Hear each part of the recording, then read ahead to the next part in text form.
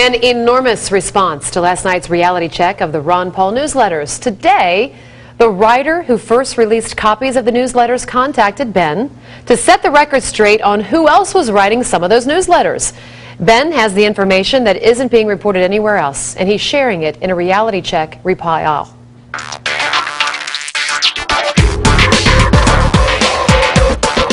First of all, let me thank the writer, James Kirchick, for getting back with me today. I told you last night that in 2007, the New Republic magazine published copies of the Ron Paul Report, the Ron Paul Strategy Guide, etc.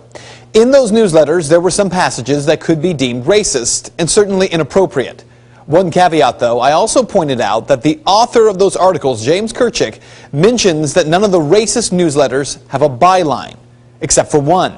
The only problem, back in 2007, he did not disclose the name of that writer or which edition he or she wrote, until today.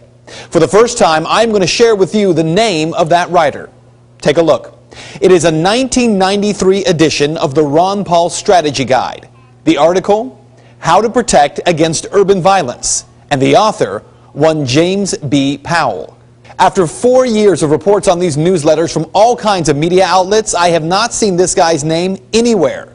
And the full 8 pages, well, they match so closely to some of the other so-called racist newsletters, it is stunning. Powell writes about the 1992 riots in Los Angeles, as well as what he calls the Holocaust coming to America's urban areas.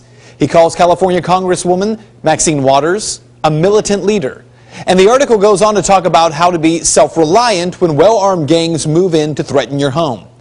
Like the other newsletters, it's not racist per se, but certainly could be deemed questionable or insensitive.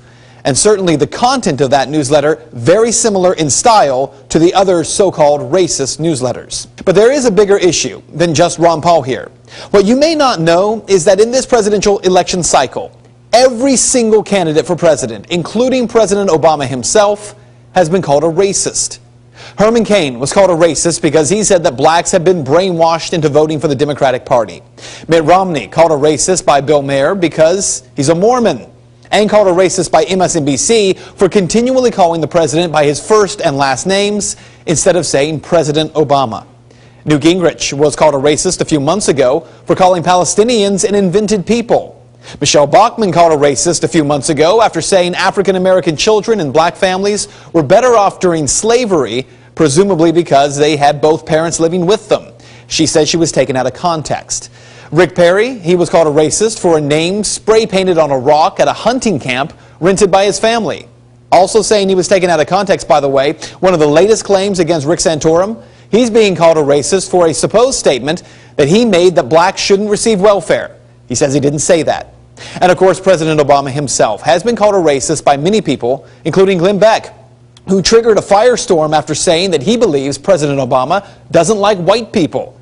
President Obama also called a racist for attending the Reverend Wright's church for 20 years. So here's what you need to know. The talk of racism has become the lowest form of political discourse. But even as I just went down that list of candidates, some of you at home thought to yourselves how the candidates you don't like, well, they probably are racist. And when you heard the name of a candidate you support, you thought, no, that's ridiculous. See how it works? Anything that can be deemed insensitive these days is called racist. Anyone who stands too close to those who say those things are racist. Under the examples I just gave you, are they all racist? Maybe none of them are. How about this year? We try to have an election based on substance and on ideas and on political record rather than on name calling. And that is Reality Check. One thing I want to make clear, this report was posted by the New Republic with the byline of James B. Powell in 2008, but the link to the newsletter was separate from the other articles that were linked by TNR that were suspected of being written by Dr. Paul. And even though the story was posted in the original article, Powell's name was never used. For the past 4 years, we have searched for and looked for any reports about this story and not found a single one about Powell and the Ron Paul newsletters, even from the New Republic. I'm going to post the entire 8 pages of his newsletter at the end of this story on our website. You can read it for yourself. Along with that, you can read excerpts from the Ron Paul Strategy Guide. You can compare them for yourself. As I mentioned, the writing strikingly similar.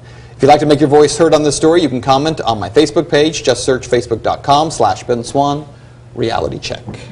Well, good news.